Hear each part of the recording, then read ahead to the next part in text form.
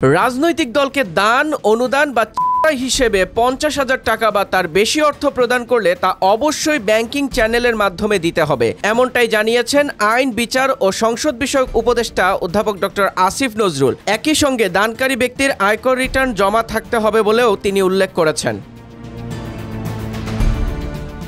বৃহস্পতিবার বিকেলে রাজধানীর বেইলি রোডের ফরেন সার্ভিস একাডেমিতে আয়োজিত এক সংবাদ ব্রিফিংয়ে তিনি এ তথ্য জানান। আইন উপদেষ্টা বলেন, যারা রাজনৈতিক দলকে টাকা পয়সা দেবেন, দান অনুদান বা যেভাবেই হোক না কেন ৫০,০০০ টাকা বা তার বেশি হলে তা ব্যাংকিং চ্যানেলের মাধ্যমে দিতে হবে। যিনি দেবেন তার ট্যাক্স রিটার্নও জমা থাকতে হবে।